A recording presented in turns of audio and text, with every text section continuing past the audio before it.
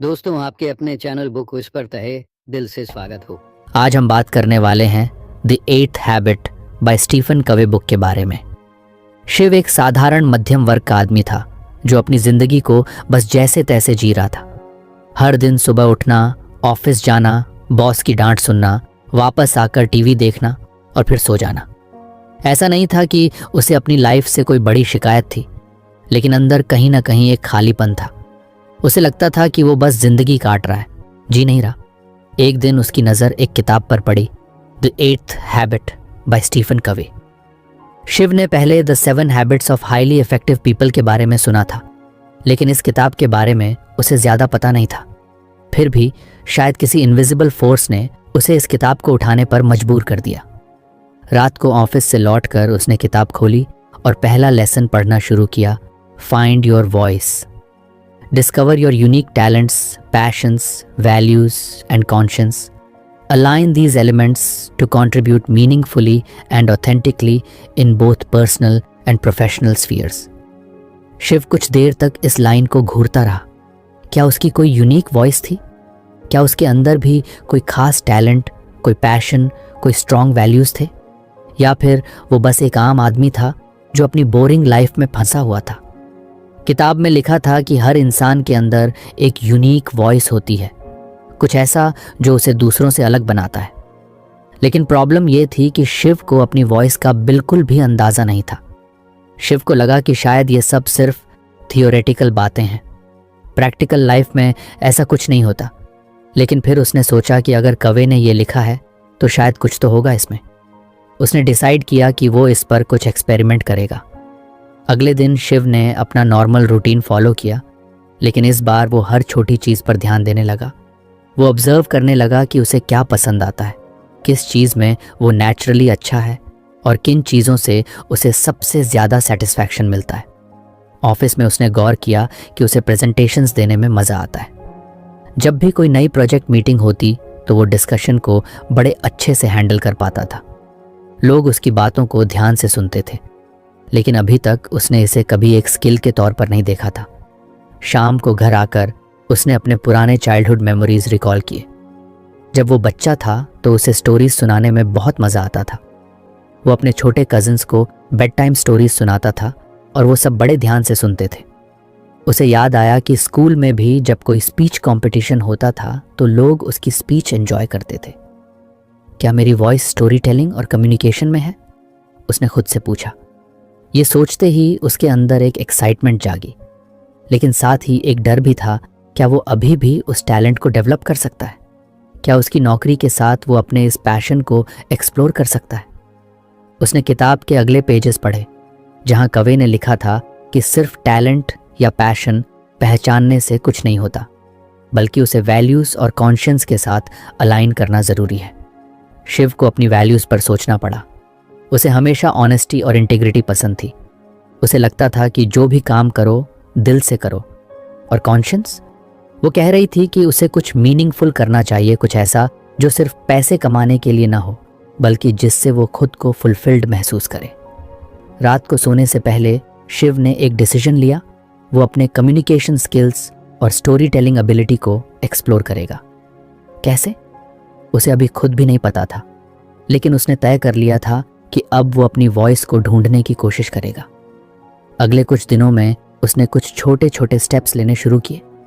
सबसे पहला स्टेप, उसने ऑफिस में एक प्रेजेंटेशन देने के लिए वॉलंटियर किया।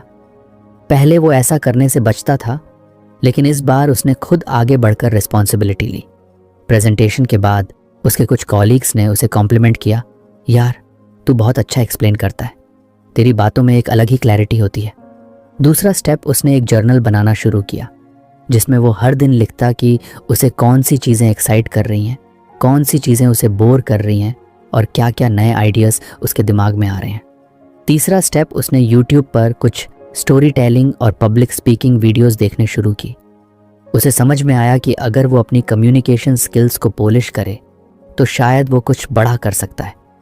धीरे धीरे उसे अपनी वॉइस की क्लैरिटी मिलने लगी। उसे लगा कि वो अपनी जॉब में भी स्टोरी टेलिंग और कम्युनिकेशन का इस्तेमाल कर सकता है। शायद एक दिन वो टेड टॉक भी दे सकता है। लेकिन अभी ये जर्नी बस शुरू ही हुई थी। शिव जानता था कि अपनी वॉइस ढूंढना एक प्रोसेस है और वो इस प्रोसेस को एंजॉय करना चाहता था। अब उसे बस अगले कदम की तलाश थी। शिव की लाइफ धीरे धीरे बदल रही थी। द 8th हैबिट पढ़ने के बाद उसने अपनी वॉइस ढूंढने की कोशिश शुरू कर दी थी। उसने जाना कि उसे स्टोरी टेलिंग और कम्युनिकेशन में मज़ा आता है और अब वो इसे अपनी लाइफ में एक्सप्लोर कर रहा था। लेकिन कहानी यहीं ख़त्म नहीं होती, क्योंकि किताब का अगला लेसन था inspire others to find their voice. मतलब सिर्फ अपनी वॉइस ढूंढना काफ़ी नहीं है, बल्कि दूसरों को भी उनकी पोटेंशियल पहचानने में मदद करना ज़रूरी है। कवे के हिसाब से एक सच्चा लीडर वही होता है जो बाकी लोगों को भी एम्पावर करे, ताकि वो अपनी क्रिएटिविटी, ओनरशिप और कोलैबोरेशन को बेहतर तरीके से यूज़ कर सकें। शिव ने जब ये लेसन पढ़ा तो वो सोच में पड़ गया। अगर आपको हमारी फ्री समरी अच्छी लगती है तो आप हमारे चैनल को सब्सक्राइब कर सकते हैं, हमारी मेंबरशिप खरीद सकते हैं या हमें UPI के थ्रू सपोर्ट कर सकते हैं। अब समरी पर वापस चलते हैं। अभी तो उसे खुद ही अपनी वॉइस के बारे में ठीक से क्लैरिटी नहीं मिली थी, फिर वो दूसरों को कैसे गाइड कर सकता था। लेकिन फिर उसे कवे की ही एक और बात याद आई।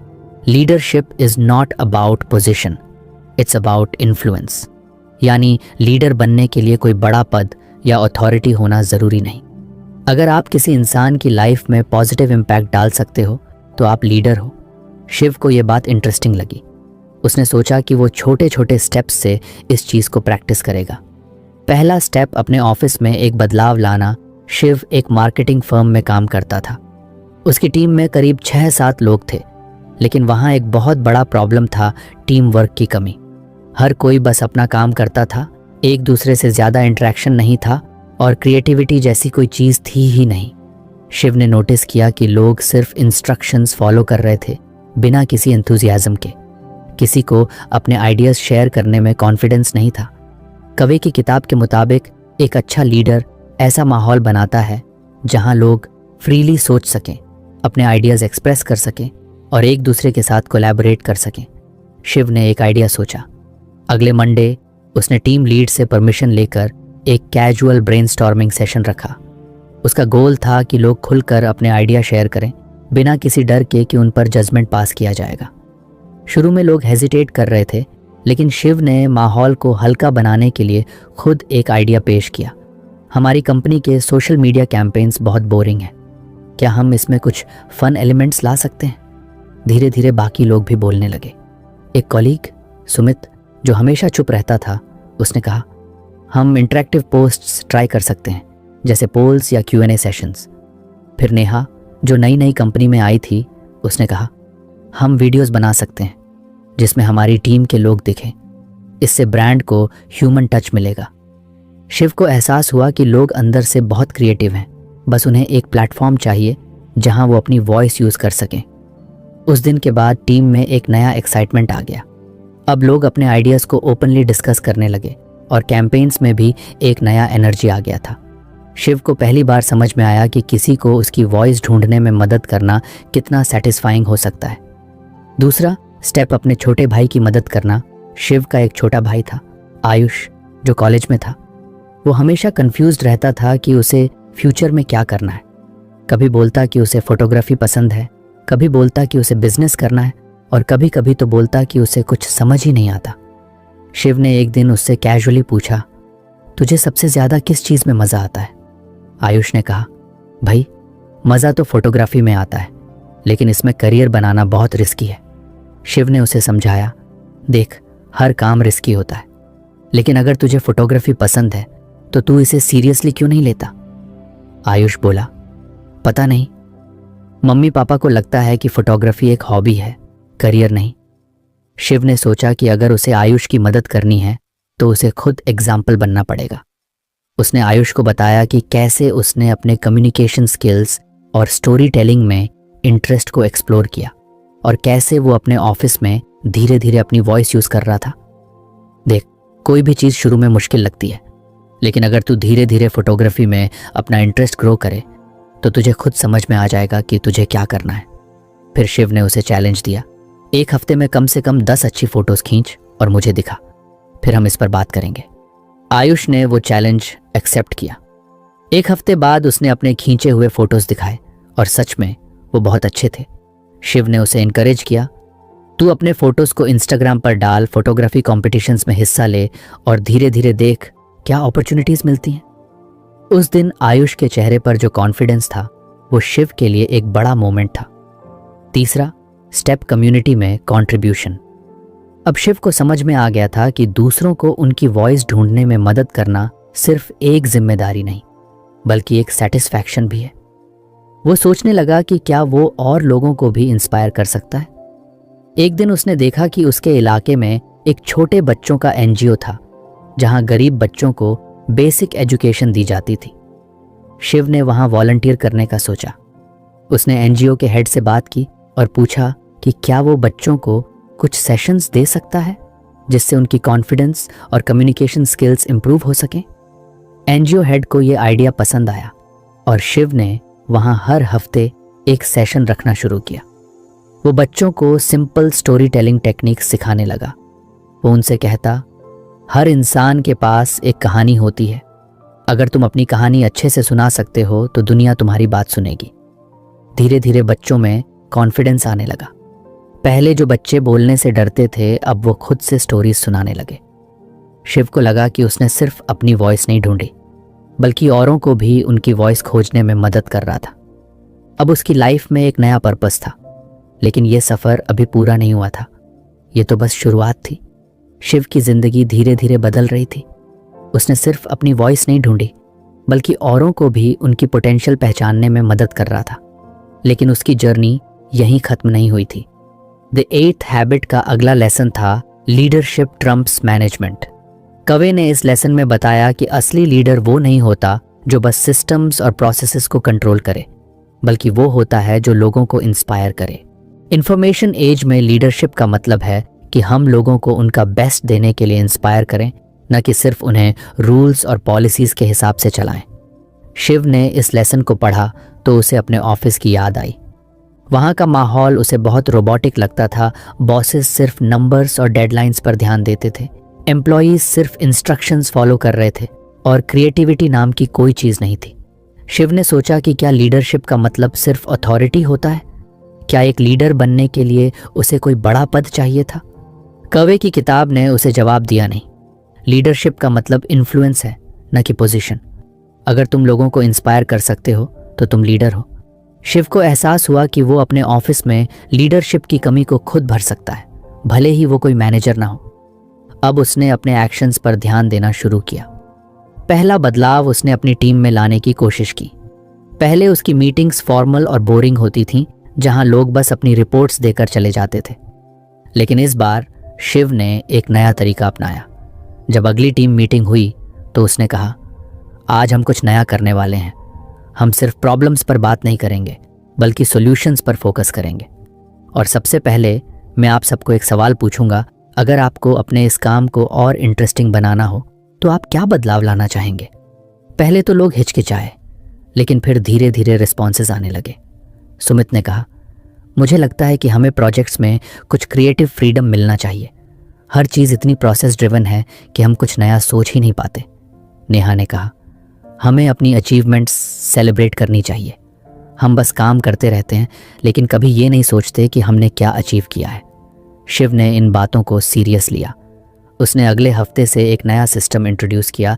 हर फ्राइडे को टीम में एक शॉर्ट डिस्कशन होगी जहां लोग फ्रीली अपनी आइडियाज़ और अचीवमेंट्स शेयर कर सकते हैं। धीरे धीरे ऑफिस में माहौल बदलने लगा। लोग सिर्फ काम करने के लिए नहीं बल्कि कुछ नया करने के लिए इंस्पायर्ड महसूस करने लगे। शिव को एहसास हुआ कि उसने अपने छोटे से इनिशिएटिव से लीडरशिप को प्रैक्टिकली अप्लाई कर दिया था। लेकिन उसकी लर्निंग यहीं नहीं रुकी। एक दिन कंपनी में एक बड़ा क्राइसिस आ गया। एक इम्पॉर्टेंट क्लाइंट अचानक अपना कॉन्ट्रैक्ट कैंसिल करने वाला था क्योंकि उसे लग रहा था कि टीम उनके लिए कुछ नया नहीं कर पा रही थी। शिव की टीम पर बहुत प्रेशर था और सभी परेशान थे। उसका इमीडिएट बॉस, जो एक टिपिकल मैनेजर था, बस डेटा और रिपोर्ट्स पर ध्यान दे रहा था। लेकिन शिव ने लीडरशिप की अप्रोच अपनाई। उसने टीम को इकट्ठा किया और कहा, देखो, हम सबको पता है कि क्लाइंट अनहैप्पी है, लेकिन अगर हम बस प्रॉब्लम पर फोकस करेंगे तो सोल्यूशन नहीं मिलेगा। हमें एक स्ट्रैटेजी बनानी होगी जिससे हम क्लाइंट को दिखा सकें कि हम उसके लिए रियल वैल्यू क्रिएट कर सकते हैं। फिर उसने टीम से पूछा, अगर हम इस क्लाइंट के लिए कुछ रेवोल्यूशनरी करना चाहें तो क्या कर सकते हैं? पहले तो सब चुप थे, लेकिन फिर ब्रेनस्टॉर्मिंग शुरू हुई। सुमित ने कहा, हम उनके डेटा को एनालाइज करके एक पेशेवर मार्केटिंग स्ट्रैटेजी बना सकते हैं। नेहा ने कहा, अगर हम इंटरैक्टिव कंटेंट इंट्रोड्यूस करें तो क्लाइंट को लगेगा कि हम एंगेजमेंट बढ़ाने में हेल्प कर सकते हैं। शिव ने उन आइडियाज़ को रिफाइन किया और अगले ही दिन क्लाइंट के साथ एक प्रेजेंटेशन रखी। प्रेजेंटेशन के बाद क्लाइंट ने कहा, मुझे पसंद आया कि आपकी टीम सिर्फ प्रोसेस नहीं फॉलो कर रही बल्कि एक्टिवली सॉल्यूशन सोच रही है। हम कॉन्ट्रैक्ट रिन्यू करेंगे, लेकिन इस नए अप्रोच के साथ। शिव को उस दिन लीडरशिप की असली पावर समझ में आई। अगर वो बस एक टिपिकल मैनेजर की तरह काम करता तो शायद ये डील हाथ से निकल जाती, लेकिन उसने लोगों की पोटेंशियल को अनलॉक किया, जिससे पूरा सिनारियो ही बदल गया। अब शिव सिर्फ अपने टीम में नहीं बल्कि पूरी कंपनी में एक अलग आइडेंटिटी बना रहा था। लोग उसे एज अ लीडर देखने लगे थे, भले ही उसके पास कोई फैंसी टाइटल न था, लेकिन उसकी लीडरशिप सिर्फ ऑफिस तक सीमित नहीं रही। घर पर भी उसने इस कॉन्सेप्ट को अप्लाई करने की कोशिश की। उसका छोटा भाई आयुष, जिसे फोटोग्राफी में इंटरेस्ट था, अब धीरे धीरे अपने काम में कॉन्फिडेंस लाने लगा था, लेकिन अभी भी उसमें सेल्फ डाउट था। शिव ने उसे समझाया, लीडरशिप सिर्फ दूसरों को गाइड करना नहीं है बल्कि खुद को भी इंस्पायर करना है। तू अगर फोटोग्राफी को सीरियसली लेना चाहता है तो लीडरशिप माइंडसेट ला, खुद के अंदर डिसिप्लिन डेवलप कर, अपने काम को शोकेस कर और खुद को पुश कर ताकि तेरा बेस्ट वर्जन सामने आए। आयुष ने उसकी बात सुनी और एक लोकल फोटोग्राफी कंपटीशन में हिस्सा लिया।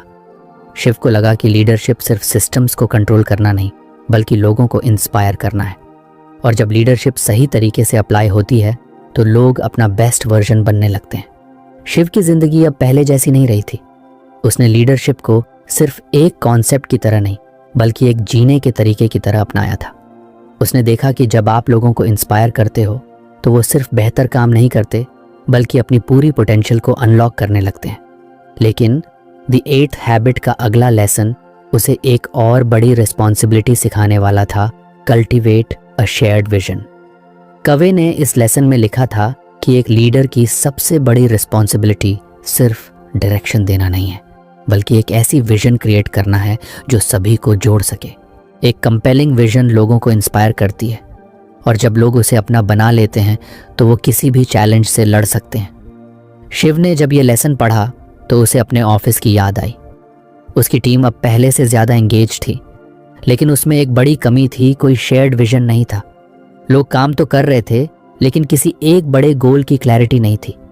हर कोई अपनी इंडिविजुअल रिस्पॉन्सिबिलिटी निभा रहा था, लेकिन टीम एक यूनिट की तरह फंक्शन नहीं कर रही थी। शिव ने सोचा कि वो इस प्रॉब्लम को सॉल्व करेगा। उसने अपनी टीम को एक इनफॉर्मल मीटिंग के लिए बुलाया। जब सब इकट्ठा हो गए तो उसने एक सिंपल सवाल पूछा, हम यहाँ सिर्फ पैसे कमाने के लिए काम कर रहे हैं या इससे कुछ बड़ा अचीव करना चाहते हैं? सब चुप हो गए। शायद किसी ने इस एंगल से सोचा ही नहीं था। फिर सुमित बोला, यार ऑनेस्टली मैं तो बस अपना काम कर रहा हूँ, मुझे कंपनी का विजन कभी ठीक से समझ में ही नहीं आया। नेहा ने भी अग्री किया, हम कैंपेन्स बनाते हैं, क्लाइंट्स को सर्व करते हैं, लेकिन ओवरऑल हम क्या अचीव करना चाहते हैं वो कभी क्लियर नहीं रहा। शिव को यहीं से शुरुआत करनी थी। उसने एक वाइट बोर्ड लिया और लिखा, हमारी टीम की विजन क्या होनी चाहिए। उसने सबको एनकरेज किया कि वो अपने आइडियाज़ फ्रीली शेयर करें। कुछ ने कहा, हमें मार्केट में सबसे क्रिएटिव एजेंसी बनना चाहिए। कुछ ने कहा, हमें क्लाइंट सेटिस्फैक्शन को प्रायोरिटी देनी चाहिए। कुछ ने कहा, हमें अपने काम से लोगों की ज़िंदगी पर असर डालना चाहिए। धीरे धीरे एक क्लियर थीम बनने लगी, इनोवेशन और इम्पैक्ट। शिव ने उन आइडियाज़ को रिफाइन किया और एक स्टेटमेंट तैयार की, हमारा विजन है कि हम ऐसी क्रिएटिव मार्केटिंग स्ट्रैटेजीज बनाएं जो सिर्फ अटेंशन न लें बल्कि लोगों की सोच बदलें और ब्रांड्स को रियल इम्पैक्ट क्रिएट करने में मदद करें। अब जब विजन डिफाइन हो गया था तो अगला स्टेप था उसे इंटरनलाइज करना। शिव जानता था कि विजन सिर्फ एक स्टेटमेंट नहीं होनी चाहिए बल्कि उसे हर एक इंसान के माइंडसेट का हिस्सा बनाना होगा। इसके लिए उसने टीम के साथ मिलकर एक विजन अलाइनमेंट प्लान बनाया। एक, हर मीटिंग की शुरुआत विजन से होगी। अब जब भी कोई ब्रेनस्टॉर्मिंग सेशन या स्ट्रैटेजी डिस्कशन होता तो शिव एक सिंपल सवाल पूछता, क्या ये आइडिया हमारे विजन से अलाइन है? इससे हर कोई कॉन्स्टेंटली उस विजन के बारे में सोचता रहता। 2. अचीवमेंट्स को विजन के साथ जोड़ना। जब भी टीम कोई नया कैंपेन बनाती या कोई अच्छा रिजल्ट मिलता तो शिव उसे विजन से जोड़कर सेलिब्रेट करता। हमने सिर्फ एक कैंपेन नहीं बनाया, हमने लोगों की सोच बदलने की कोशिश की, यही हमारा विजन है। तीसरी, टीम मेंबर्स की पर्सनल ग्रोथ को विजन से अलाइन करना। शिव ने इंडिविजुअली हर टीम मेंबर से बात की और पूछा, तुम्हारा अपना प्रोफेशनल गोल क्या है और हम इसे टीम विजन के साथ कैसे अलाइन कर सकते हैं? सुमित ने कहा, मुझे डेटा ड्राइवन मार्केटिंग में इंटरेस्ट है। शिव ने उसे प्रोजेक्ट्स में डेटा एनालिटिक्स पर फोकस करने को कहा। नेहा ने कहा, मुझे विजुअल स्टोरी टेलिंग पसंद है। शिव ने उसे इंटरैक्टिव कंटेंट पर काम करने का मौका दिया। धीरे धीरे पूरी टीम में एक ट्रांसफॉर्मेशन आने लगा। अब लोग सिर्फ इंस्ट्रक्शंस फॉलो नहीं कर रहे थे, बल्कि एक्टिवली सोच रहे थे कि वो अपने काम से कंपनी के विजन को कैसे फुलफिल कर सकते हैं। लेकिन शिव की लीडरशिप सिर्फ ऑफिस तक सीमित नहीं थी। एक दिन उसके छोटे भाई आयुष ने उससे पूछा, भाई तू इतना इंस्पायर्ड कैसे रहता है? शिव हंसा, क्यों, तुझे भी इंस्पिरेशन चाहिए? आयुष ने कहा, हाँ मैं फोटोग्राफी कर तो रहा हूँ, लेकिन मुझे समझ नहीं आ रहा कि मेरा गोल क्या होना चाहिए। मैं बस फोटोज खींच रहा हूँ, लेकिन कोई डायरेक्शन नहीं है। शिव को लगा कि आयुष भी उसी प्रॉब्लम से जूझ रहा था जिससे उसकी टीम पहले गुजर रही थी, क्लियर विजन की कमी। उसने आयुष से पूछा, तू फोटोग्राफी क्यों करता है? आयुष ने सोचा और कहा, मुझे अच्छा लगता है बस। शिव ने फिर पूछा, लेकिन तुझे इससे क्या अचीव करना है? सिर्फ अच्छा लगने से तू आगे नहीं बढ़ पाएगा। आयुष चुप हो गया। शायद उसने कभी इस एंगल से नहीं सोचा था। शिव ने उसे वही एक्सरसाइज करवाई जो उसने अपनी टीम के साथ की थी। चल, एक विजन स्टेटमेंट बना, तुझे फोटोग्राफी से क्या अचीव करना है? आयुष ने कुछ देर सोचा और फिर बोला, मैं ऐसी फोटोज लेना चाहता हूं जो लोगों को इंस्पायर करें और उनकी सोच पर असर डालें। शिव मुस्कुराया, यही तो विजन है। अब जब विजन क्लियर हो गया तो अगला स्टेप था उसे एक्शन में लाना। आयुष ने डिसाइड किया कि वो सिर्फ रैंडम फोटोज नहीं लेगा, बल्कि ऐसी फोटोग्राफी करेगा जो स्टोरीज बताएं रियल पीपल की, उनकी स्ट्रगल्स और उनकी विक्ट्रीज की। उसने इंस्टाग्राम पर एक नया पेज बनाया जहां वो मीनिंगफुल स्टोरीज के साथ फोटोज शेयर करने लगा। धीरे धीरे लोग उसे नोटिस करने लगे और कुछ ब्रांड्स ने भी उससे कांटेक्ट किया जो इम्पैक्टफुल फोटोग्राफी चाहते थे। शिव को लगा कि उसने सिर्फ अपनी लाइफ में नहीं, बल्कि अपने भाई की लाइफ में भी एक विजन क्रिएट करने में मदद की थी। अब उसे समझ आ गया था कि लीडरशिप सिर्फ मैनेजमेंट से आगे की चीज़ क्यों है। एक मैनेजर प्रोसेसेस को चला सकता है, लेकिन एक लीडर लोगों को एक शेयर्ड विजन में बिलीव करने के लिए इंस्पायर करता है। और जब लोग उस विजन को अपना बना लेते हैं तो वो किसी भी मुश्किल को पार कर सकते हैं। शिव को पता था कि उसकी जर्नी अभी खत्म नहीं हुई है। उसे अब और लोगों को इंस्पायर करना था और बड़े गोल्स को अचीव करना था। शिव की जिंदगी अब पूरी तरह बदल चुकी थी। उसने अपनी वॉइस ढूंढी, दूसरों को उनकी पहचानने में मदद की, लीडरशिप को सिर्फ सिस्टम्स कंट्रोल करने की बजाय इंस्पिरेशन के रूप में अपनाया, और फिर अपनी टीम और अपने भाई को एक शेयर्ड विजन के साथ आगे बढ़ने में मदद की। लेकिन अब द 8th हैबिट का अगला लेसन उसके लिए और भी ज्यादा मीनिंगफुल था, build trust through integrity and competence. Covey के अनुसार ट्रस्ट किसी भी रिलेशनशिप या ऑर्गेनाइजेशन की फाउंडेशन होती है। बिना ट्रस्ट के कोई भी टीम या इंसान सस्टेनेबल ग्रोथ नहीं कर सकता। ट्रस्ट सिर्फ ऑनेस्टी से नहीं बनती, बल्कि रिलायबिलिटी और कॉम्पिटेंस से भी बनती है। अगर आप सही इंसान हो, इंटीग्रिटी, लेकिन काम अच्छे से नहीं कर सकते, कॉम्पिटेंस, तो लोग आप पर ट्रस्ट नहीं करेंगे। और अगर आप हाईली स्किल्ड हो लेकिन भरोसेमंद नहीं, तो भी ट्रस्ट नहीं बनेगा। शिव ने जब ये लेसन पढ़ा तो उसे अपने ऑफिस और पर्सनल लाइफ में कई घटनाएं याद आईं जहां ट्रस्ट की कमी ने कई प्रॉब्लम्स क्रिएट की थी। पहला इशू उसके ऑफिस में ही था। उसकी टीम अब पहले से ज्यादा इंस्पायर्ड थी, लेकिन अभी भी लोग डिसीजंस लेने में डरते थे। जब कोई नया प्रोजेक्ट आता तो लोग पहले अपने सीनियर्स की अप्रूवल का इंतजार करते, क्योंकि उन्हें अपने खुद के जजमेंट पर पूरी तरह भरोसा नहीं था। शिव ने सोचा कि ट्रस्ट सिर्फ वर्ड्स से नहीं, एक्शन से बिल्ड होता है। अगर वो चाहता था कि उसकी टीम में ट्रस्ट बढ़े तो उसे खुद एग्जाम्पल बनना होगा। अगले मंडे टीम को एक नया प्रोजेक्ट मिला, एक बड़े क्लाइंट के लिए कंप्लीटली रीब्रांडेड मार्केटिंग कैंपेन। पहले की तरह टीम हेजिटेंट थी। लोग बोल रहे थे, पहले बॉस से पूछ लेते हैं कि हमें कैसे काम करना है। शिव ने कहा, नहीं, इस बार हम खुद डिसाइड करेंगे। हमें अपने इंस्टिंक्ट और स्किल्स पर भरोसा करना होगा। पहले तो लोग कुछ नर्वस हुए, लेकिन फिर शिव ने उनको इनकरेज किया। हम सब एक्सपर्ट्स हैं, और अगर हम खुद अपने जजमेंट को ट्रस्ट नहीं करेंगे तो कोई और क्यों करेगा। फिर टीम ने ब्रेनस्टॉर्मिंग शुरू की। नेहा ने कहा, हम इंटरैक्टिव वीडियो मार्केटिंग ट्राई कर सकते हैं। सुमित ने कहा, हम डेटा ड्रिवन पर्सनलाइजेशन कर सकते हैं। शिव ने सबकी बातें सुनी और कहा, अब इस पर एक्शन लो। बॉस को सिर्फ फाइनल आइडिया प्रेजेंट करेंगे, डिटेल्स हम खुद हैंडल करेंगे। कुछ लोगों को ये रिस्की लगा, लेकिन जब उन्होंने देखा कि शिव खुद इस अप्रोच में कॉन्फिडेंट है तो वो भी धीरे धीरे भरोसा करने लगे। जब उन्होंने फाइनल कैंपेन तैयार किया और बॉस को दिखाया तो बॉस ने कहा, ग्रेट जॉब। मुझे लगता था कि मुझे इसमें डीपली इन्वॉल्व होना पड़ेगा, लेकिन तुम लोगों ने इंडिपेंडेंटली बहुत बढ़िया काम किया। वो दिन शिव के लिए प्रूफ था कि जब एक लीडर अपनी इंटीग्रिटी और कॉम्पिटेंस से ट्रस्ट बिल्ड करता है तो लोग अपने डिसीजंस पर भरोसा करना शुरू कर देते हैं। लेकिन ये सिर्फ ऑफिस तक सीमित नहीं था। शिव को अपने छोटे भाई आयुष की याद आई। फोटोग्राफी में अच्छा होने के बावजूद उसे अब भी सेल्फ डाउट होता था। एक दिन आयुष ने कहा, भाई, मुझे एक लोकल फैशन ब्रांड ने शूट के लिए अप्रोच किया है, लेकिन मुझे डर लग रहा है कि मैं मैनेज कर पाऊंगा या नहीं। शिव ने पूछा, तू खुद पर ट्रस्ट क्यों नहीं कर रहा? आयुष बोला, मुझे डर है कि मैं क्लाइंट की एक्सपेक्टेशंस मैच नहीं कर पाऊंगा।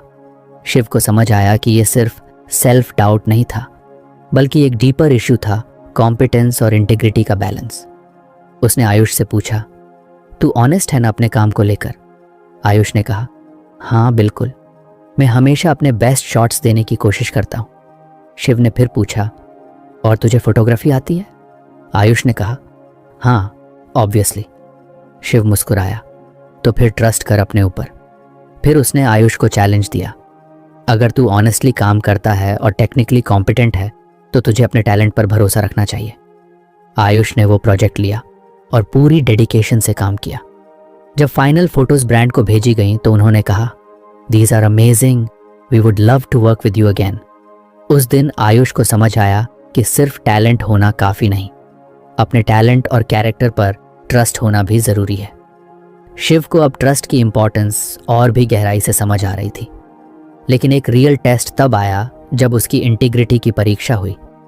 एक दिन ऑफिस में बॉस ने एक अनएथिकल रिक्वेस्ट की। क्लाइंट के लिए एक रिपोर्ट तैयार करनी है और हमें नंबर्स थोड़े एडजस्ट करने होंगे ताकि रिजल्ट्स बेटर दिखें। शिव के लिए ये एक एथिकल डिलेमा था। वो जानता था कि अगर वो ये काम मना करता है तो उसका बॉस नाराज़ हो सकता है, लेकिन अगर वो ये करता है तो उसकी खुद की इंटीग्रिटी कॉम्प्रोमाइज़ होगी। उसने काल्मली जवाब दिया, सर, मैं नंबर्स ट्वीक नहीं कर सकता, लेकिन हम दूसरी स्ट्रैटेजीज एक्सप्लोर कर सकते हैं जिससे रिजल्ट्स इंप्रूव हो सकें। बॉस थोड़े इरिटेटेड हुए, लेकिन फिर बोले, ठीक है, तुम अपने तरीके से हैंडल करो। शिव ने उसी मोमेंट पर समझ लिया कि इंटेग्रिटी शॉर्ट टर्म में मुश्किल हो सकती है, लेकिन लॉन्ग टर्म में ट्रस्ट और रिस्पेक्ट बनाती है। अब ऑफिस में लोग उसे सिर्फ एक अच्छे कम्युनिकेटर या लीडर के तौर पर नहीं देखते थे, बल्कि एक ऐसे इंसान के रूप में देखते थे जिसकी इंटीग्रिटी पर भरोसा किया जा सकता था। शिव को एहसास हुआ कि ट्रस्ट सिर्फ रिलेशनशिप्स में नहीं, सेल्फ कॉन्फिडेंस में भी होता है। जब इंसान अपनी वैल्यूज़ और स्किल्स को लेकर कॉन्फिडेंट होता है तो लोग भी उस पर ट्रस्ट करने लगते हैं। अब वो सिर्फ खुद की ग्रोथ नहीं देख रहा था, बल्कि उसने एक ऐसा एनवायरनमेंट बना दिया था जहां लोग अपने डिसीजंस पर भरोसा कर सकते थे, एक दूसरे की रिलायबिलिटी को वैल्यू करते थे और ऑनेस्टी को सबसे ऊपर रखते थे। लेकिन उसकी जर्नी यहीं ख़त्म नहीं हुई थी। अब उसे आगे बढ़कर और बड़ा इम्पैक्ट क्रिएट करना था। शिव की ज़िंदगी अब पहले जैसी नहीं रही थी। उसने अपनी वॉइस ढूंढी, दूसरों को उनकी पोटेंशियल पहचानने में मदद की, लीडरशिप को सिर्फ एक पोजीशन की तरह नहीं बल्कि इंस्पिरेशन की तरह अपनाया, और फिर अपनी टीम और अपने भाई को शेयर्ड विजन के साथ आगे बढ़ने में सपोर्ट किया। लेकिन उसकी जर्नी का सबसे बड़ा हिस्सा था ट्रस्ट और इंटीग्रिटी के साथ एक स्ट्रॉन्ग फाउंडेशन बनाना। अब उसकी टीम उसे सिर्फ एक कॉलीग नहीं बल्कि एक लीडर की तरह देखने लगी थी। वो अब सिर्फ काम नहीं कर रहे थे बल्कि एक पर्पस के साथ काम कर रहे थे। टीम में जो हेजिटेशन और फियर था वो धीरे धीरे ओनरशिप और कॉन्फिडेंस में बदल रहा था। लेकिन एक दिन कुछ ऐसा हुआ जिसने शिव की लीडरशिप को आखिरी बार परखा। कंपनी में अचानक फाइनेंशियल इश्यूज आने लगे। कुछ बड़े क्लाइंट्स ने कॉन्ट्रैक्ट्स कैंसिल कर दिए और हायर मैनेजमेंट ने कॉस्ट कटिंग शुरू कर दी। अफवाहें फैलने लगीं कि कुछ लोगों की छंटनी होने वाली है। शिव की टीम में पैनिक फैल गया। लोगों को लग रहा था कि उनकी जॉब्स खतरे में हैं। कुछ लोग पहले से ही नए अपॉर्चुनिटीज ढूंढने लगे थे। शिव जानता था कि अगर उसने कुछ नहीं किया तो टीम का ट्रस्ट और मोराल टूट जाएगा। उसने अपनी टीम को एक अर्जेंट मीटिंग के लिए बुलाया। देखो, मैं झूठे प्रॉमिसेस नहीं करूंगा। हाँ, कंपनी मुश्किल दौर से गुजर रही है, लेकिन पैनिक करने से कुछ नहीं होगा। हम इस क्राइसिस को कैसे हैंडल करें ये हमारे हाथ में है, सुमित बोला। लेकिन शिव, अगर लेऑफ्स होने ही वाले हैं तो हम क्या कर सकते हैं? शिव ने कहा, हम प्रोएक्टिव बन सकते हैं। हम हायर मैनेजमेंट को दिखा सकते हैं कि हमारी टीम कितनी वैल्यूएबल है। नेहा ने पूछा, कैसे? शिव ने कहा, हम एक स्ट्रेटेजिक प्रपोजल बनाएंगे जिसमें हम प्रूफ देंगे कि हमारी टीम ने पिछले कुछ महीनों में कंपनी के लिए कितना वैल्यू क्रिएट किया है और हम आने वाले समय में कॉस्ट इफेक्टिव स्ट्रैटेजीज कैसे इंप्लीमेंट कर सकते हैं। पहले तो लोगों को ये आइडिया अनरियलिस्टिक लगा, लेकिन फिर उन्होंने सोचा क्यों नहीं। टीम ने अगले 2 दिनों में पूरी स्ट्रैटेजी तैयार की। उन्होंने कंपनी की परफॉर्मेंस को इम्प्रूव करने के लिए नए cost effective marketing campaigns propose किए। शिव ने उस प्रपोजल को सीईओ के सामने प्रेजेंट किया। सीईओ ने डॉक्यूमेंट पढ़ा और मुस्कुराते हुए कहा, मुझे कहना होगा ये अप्रोच बाकी डिपार्टमेंट्स को भी फॉलो करनी चाहिए। ये सिर्फ सर्वाइवल स्ट्रैटेजी नहीं बल्कि ग्रोथ स्ट्रैटेजी है। कुछ दिनों बाद मैनेजमेंट ने अनाउंस किया कि मार्केटिंग टीम में कोई लेऑफ्स नहीं होंगे, बल्कि उनके अप्रोच को बाकी टीम्स के साथ भी शेयर किया जाएगा। शिव और उसकी टीम ने सिर्फ क्राइसिस मैनेज नहीं किया, बल्कि ट्रस्ट और कॉम्पिटेंस से लीडरशिप की एक मिसाल पेश की। ये उसके लिए सबसे बड़ा वैलिडेशन था कि जब लीडरशिप सिर्फ इंस्ट्रक्शंस देने से आगे जाकर ट्रस्ट और विजन क्रिएट करती है तो असली इम्पैक्ट पैदा होता है। अब उसकी टीम पहले से ज़्यादा स्ट्रांग और यूनाइटेड थी। शिव की लीडरशिप की लर्निंग सिर्फ ऑफिस तक सीमित नहीं थी। एक दिन उसके भाई आयुष ने एक्साइटेड होकर उसे बताया, भाई, मेरा एक फोटो जर्नलिज्म प्रोजेक्ट एक बड़े मैगजीन में फीचर होने वाला है। शिव ने मुस्कुराकर कहा, अब तुझे समझ आया कि जब तू अपनी वॉइस पहचानता है, अपनी विजन बनाता है और खुद पर ट्रस्ट करता है तो क्या हो सकता है? आयुष ने सिर हिलाया, हाँ भाई, और ये सब मैंने तुझसे सीखा। अब शिव अपनी जर्नी को पीछे मुड़कर देखता तो उसे लगता कि उसने कितनी ग्रोथ की है। पहले वो सिर्फ एक एम्प्लॉई था, अब वो एक लीडर था। पहले वो सिर्फ खुद को लेकर अनश्योर था, अब वो दूसरों को इंस्पायर कर रहा था। पहले वो बस जिंदगी काट रहा था, अब वो अपनी जिंदगी को एक पर्पस के साथ जी रहा था। शिव को एहसास हुआ कि द 8th हैबिट सिर्फ एक किताब नहीं थी, बल्कि एक माइंडसेट थी। वो जानता था कि उसकी जर्नी कभी खत्म नहीं होगी, क्योंकि लीडरशिप, ग्रोथ और ट्रस्ट ये तीनों एक कंटिन्यूअस प्रोसेस है। और शिव अब हर दिन खुद को और अपनी दुनिया को बेहतर बनाने के लिए तैयार था। तो फ्रेंड्स, ये थी हमारी आज की बुक समरी। आपको कैसी लगी कमेंट करके ज़रूर बताएं और धन्यवाद आपका समरी एंड तक सुनने के लिए।